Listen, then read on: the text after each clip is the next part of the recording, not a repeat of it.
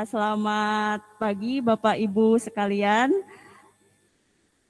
Kita bertemu lagi di hari ketiga workshop pengembangan karakter dan penguatan budaya kerja berbasis profil pelajar Pancasila. Yang kami hormati Bapak Pengawas SMK 2 LPPM RI Majalaya, Bapak Tatat Sudrajat SPD.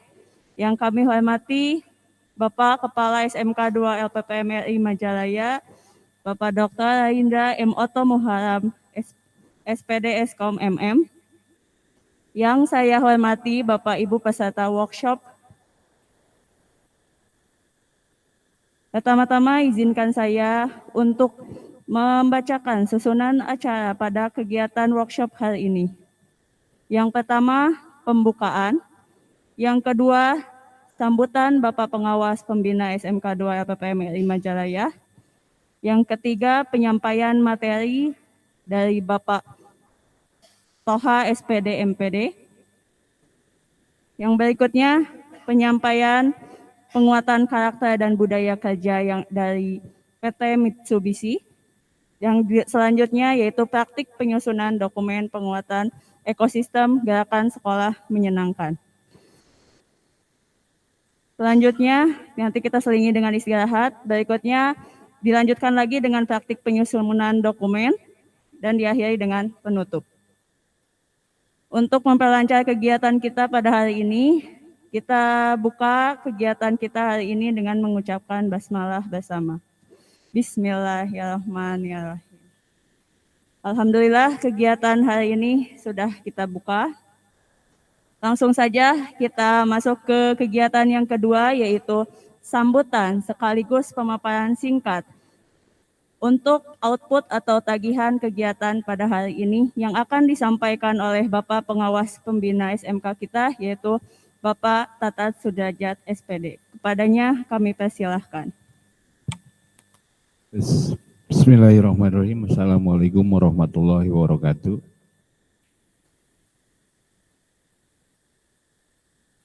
Yang terhormat Bapak Kepala Sekolah, yang terhormat Bapak dari dunia industri dari PT Sri Kandi Motor, yang saya hormati Ibu Bapak Guru di SMK 2 LPPM RI Majalaya. Pertama-tama marilah kita panjatkan puji syukur kehadirat Ilahi Robi karena pada hari ini kita bisa berkumpul di sini dalam kegiatan workshop. Gerakan sekolah menyenangkan bukan berarti pan main-main gitu ya, tapi apapun yang kita ajarkan itu akan menyenangkan bagi mereka. Ciri menyenangkan itu apa? Anak tertarik. Minat mereka terfokus pada pembelajaran kita. Sehingga mereka dengan rela untuk belajar. Ya. Jadi bukan hanya tergerak knowledge-nya, pengetahuannya saja, keterampilannya saja, tapi tergerak yang awal itu tergerak hatinya bahwa saya butuh belajar itu. Itu yang harus kita pahami. Jadi jangan sampai gerakan sekolah menyenangkan itu harus ada game, ada apa? Bukan seperti itu. Game boleh, tapi game yang terkait dengan pembelajaran kita. Oke, jangan sampai gini gerakan sekolah menyenangkan jejol di payunan bengkel aya ucing-ucingan, aya naon ditaruh ieu naon gerakan sekolah menyenangkan. Bukan seperti itu. Tapi nanti terkait dengan apa yang kita ajarkan, apa yang kita latihkan, kegiatan pembelajaran kita harus menyenangkan bagi mereka. Mungkin nanti terkait dengan itu Miss Tessa yang sudah pelatihan selama 2 hari kemarin bisa lebih menjelaskan lebih baik, dan nanti ada fasilitator narasumber dari Widya Iswara itu akan menjelaskan lebih baik. Sebelum ketagihan saya akan masuk dulu kepada pemahaman kita tentang gerakan sekolah menyenangkan. Ibu Bapak, gerakan sekolah menyenangkan itu asalnya bukan dari pemerintah, tapi dari grassroots. Dari siapa? Dari orang-orang yang ditugaskan belajar oleh pemerintah ke Australia. Mereka di sana banyak menemukan kesulitan dalam kegiatan belajarnya. Kenapa? Karena kebiasaan di kita dengan di mereka sangat jauh berbeda. Itu yang pertama.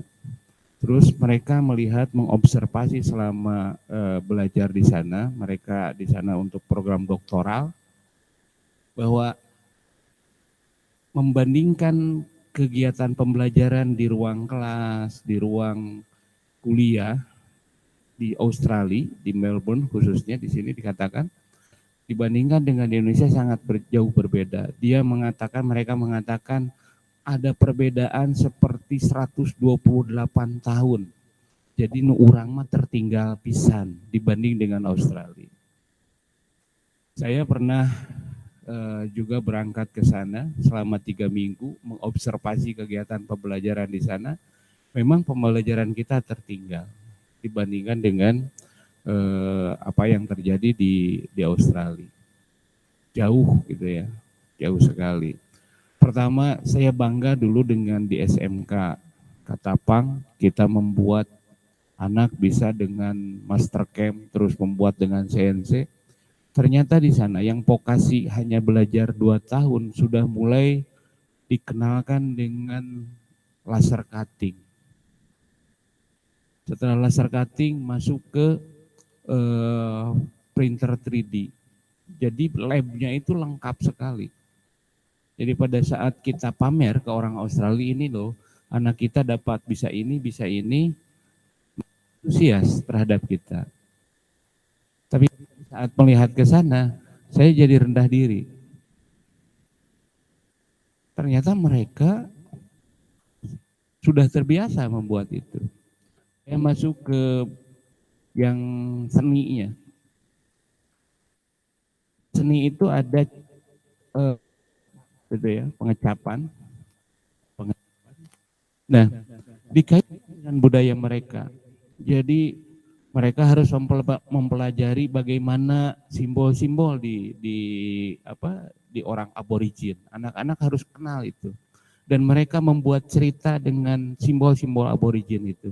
Setelah itu dibuatkan capnya. Jadi anak dari awal dikaitkan dengan budaya mereka, padahal budaya orang Eropa. Tapi penduduk asli natif di sana adalah aborigin. Mereka harus tahu bahwa orang aborigin seperti apa. Kita yang natif orang Sunda, pembelajaran kaitkan dengan natif kita sebagai pribumi. Apakah PPKN kita belajar tentang, misalnya di dalam PPKN kita mengenal perpolitikan itu trias politika. Ayante di Sunda. Namun orang diajar di Sunda pasti kenal dengan Tritangtu. Kenal dengan 3 falsafah ada di sana Karatuan. Kalau Anda tidak percaya, datang ke daerah Cigonewah, tanyakan siapa yang jadi, pasti itu turunannya jadi tentara. Dan itu. Di sebelah sini pasti turunannya jadi ulama. Yang satunya lagi turunan di sebelah sini pasti jadi pemimpin.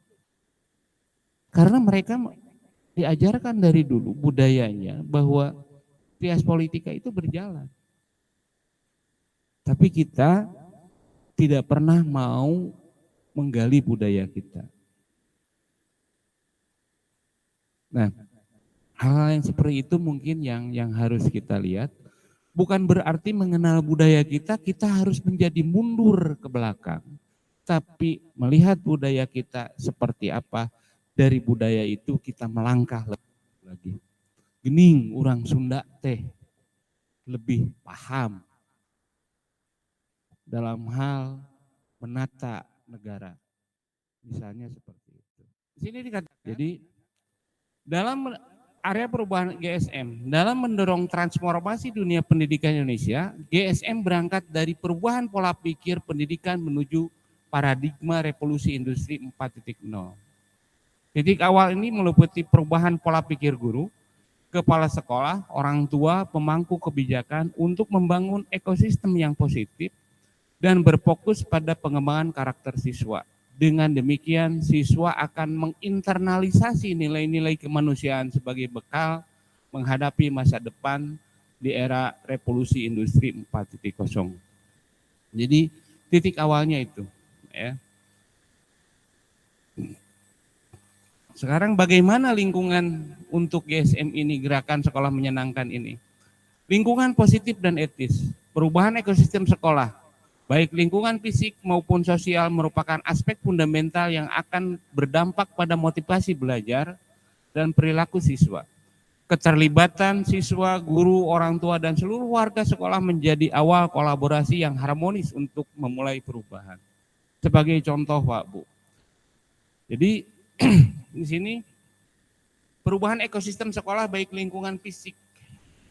Ibu Bapak pernah memperhatikan di daerah lingkungan ini ada simbol kaki di bawah, di lantai. Itu adalah perubahan fisiknya. Ada gambar itu. Anak pertama pasti akan tertarik melihat itu. Naon eta, naon hartina. Gitu kan? Telah memberikan pengantar untuk kegiatan hari ini terkait gerakan sekolah menyenangkan. Yang mana tadi gerakan sekolah menyenangkan itu tujuannya adalah membentuk ekosistem sekolah sebagai tempat yang menyenangkan sehingga nanti siswa-siswi kita jika ada masalah di rumah ataupun di luar sana mereka lebih memilih sekolah sebagai tempat mereka mencurahkan segala permasalahannya kepada kita sebagai gurunya sehingga mereka lebih betah untuk belajar di sekolah gitu. Bukan malah menjadi malas untuk bersekolah gitu. Setelah ini harusnya ada pemateri kita yang tadi sudah disebut oleh Pak Tatat yaitu Bapak Toha SPD MPD karena beliau belum bisa bergabung sambil menunggu kita karena ini terkait gerakan sekolah menyenangkan, supaya Bapak Ibu tidak terlalu tegang ya, kita selingi dulu dengan ice breaking yang akan dipimpin oleh Ibu Tesya Audina Putri. Silakan Bu Tesya. Oke, ice breakingnya itu simpel aja, saya mau memainkan game sedikit yang udah saya pelajari di kegiatan BIMTEK. Mungkin Pak Anwar juga tahu karena saya BIMTEK bareng dengan Bapak Anwar. Dan mungkin nanti juga kalau ada yang mau tanya-tanya, walaupun Pak Tatat bilang saya juga ikut bla bla bla bla bla, tapi sama Pak Anwar juga ya Bapak. Nanti kita saling bantu sharing ke Ibu Bapak sekalian untuk mensosialisasikan gerakan sekolah menyenangkan. Are you ready to be fun? Kok nggak ada suaranya ya? Aku asa riweuh sendiri ini teh. Jadi gini permainannya. Aku akan bercerita. Jadi ini mau jalan-jalan, kan ini hari Sabtu ya, weekend. Besok ceritanya mau jalan-jalan. Bilang, jika saya pergi ke bulan, misalnya, di sini yang ada 5 kelompok, saya langsung bagi per meja aja ya. Kalian harus cepet-cepetan jawab. Misalnya, saya akan pergi ke bulan, saya akan membawa baju, air, lampu, apalagi ya? Enggak, salah, bukan uang. Salah. Coba diperhatikan kata-kata saya. Belum. Kalau aku baper nanti kamu yang repot. Gini, dengerin. Perhatikan kata-kata saya. Jika saya pergi ke bulan, saya akan membawa baju, air mineral, lampu, silakan teruskan. No.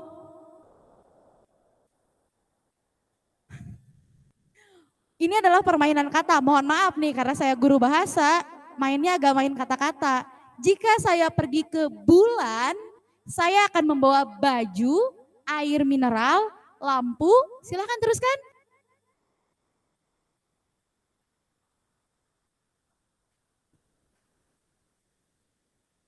Oke, ada kesalahan sedikit. You got me there, sir. Sorry. Jika saya pergi ke bulan, saya akan bawa baju, uang, lampu, silakan teruskan. Apa Bu terangsang teh? Oh ransel. Enggak, kurang tepat. Air minum. Siapa duluan nih? Yang benar dapat beng-beng soalnya. Oke, air minum. Setelah air minum, batang deui wae ieu mah. Jika saya pergi ke bulan, saya akan membawa baju, uang, pacar. Pacar tinggal aja di bumi, Bu.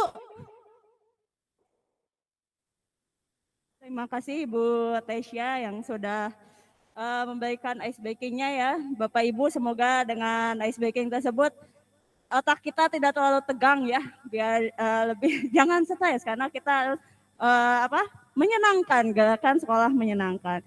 Di sini selamat bergabung kepada Bapak Toha SPD MPD selaku Widya Iswara Muda BPP MPV KPTK Goa. Langsung saja kita masuk ke materi tentang Waalaikumsalam warahmatullahi wabarakatuh Bapak. Terima kasih sudah bergabung Bapak. Share ya.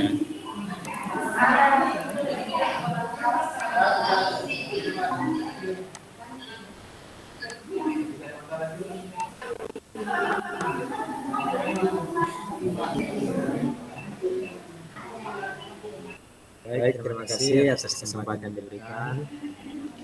Perkenalkan, nama saya Toha dari Balai Pengembangan Penjaminan Mutu Pendidikan Vokasi yang bidang kelautan, perikanan, teknologi, informasi dan komunikasi.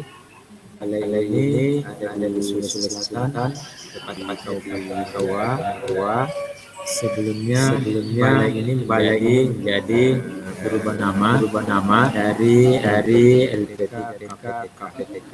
Sekarang ada satu payung di Direktorat Pendidikan Vokasi untuk Bapak yang ada di S2 LPP Majalaya ini. Satu di Direktorat Kementerian. Karena diberi kesempatan untuk mengawal kegiatan ini, kegiatan workshop di SMK 2 LPN ya tentang gerakan sekolah menyenangkan atau disingkat GSM. Kegiatan ini Bapak merupakan kegiatan yang sesungguhnya baru tetapi dari segi tataran implementatif sebenarnya sudah banyak teman-teman di sekolah SMK akan melakukan dengan baik. Yang menjadi inspirasi dari gerakan ini menyenangkan ini, saya mengadopsi atau meminjam kata-kata beliau di sumber ini sumbernya Pak Dr. Zal PhD.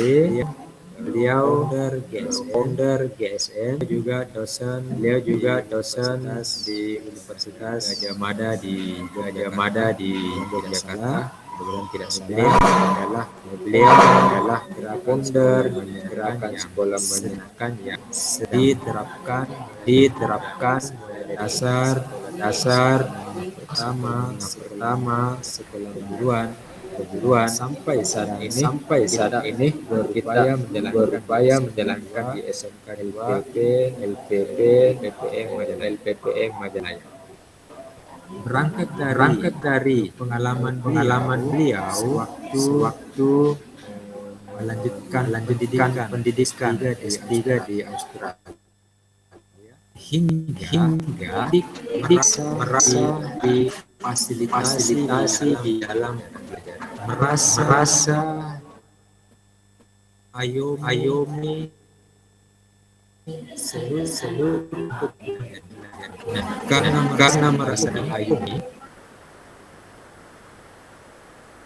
sehingga dipandang jika fasilitasi pembelajaran sehingga anak ada di sekolah rasa nyaman dan well-being karena merasa nyaman merasa difasilitasi sehingga disitulah anak didik merasa bahagia, merasa nyaman.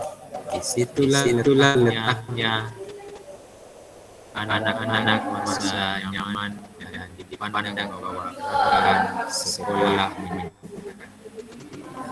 Supaya menjadikan anak didik ini berada di zona nyaman di dalam konteks pendidikan, sebagai pendidik atau guru diharapkan melaksanakan pembelajaran secara kontekstual atau secara nyata berdasarkan apakah pengalaman ada di satuan pendidikan atau pengalaman selama berada di lingkungan rumahnya atau di lingkungan belajar.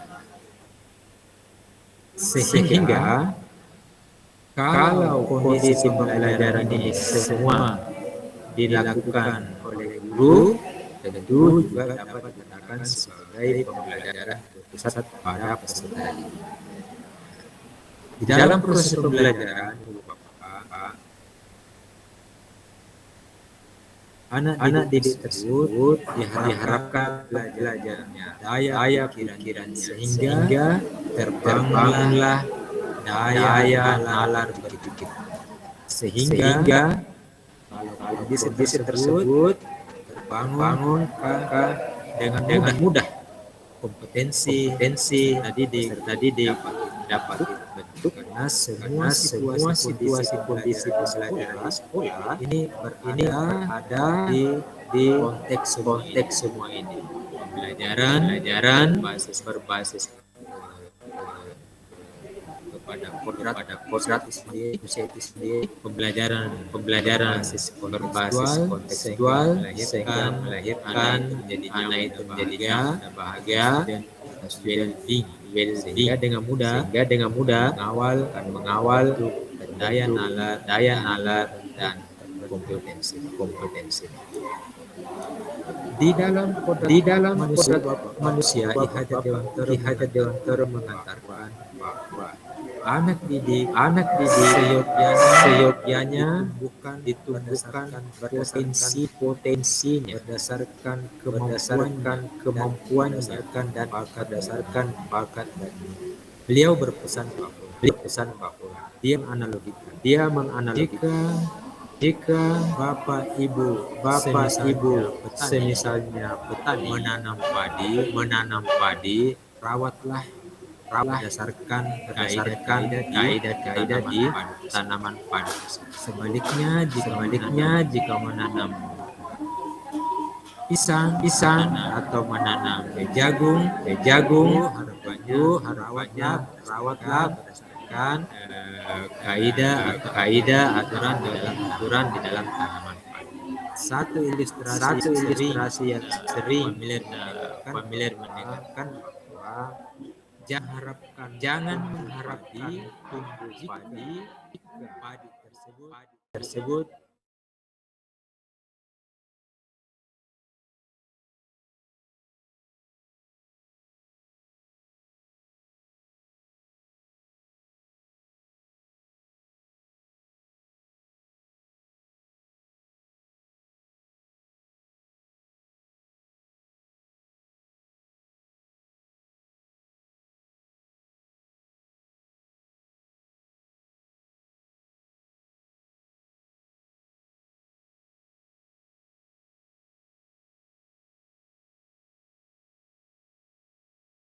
tadi.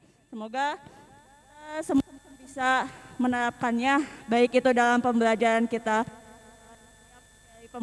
kita maupun umumnya dalam lingkungan sekolah kita, baik produktif, di normatif, adaptif, keseluruhan bisa bersama-sama membentuk gerakan sekolah menyenangkan.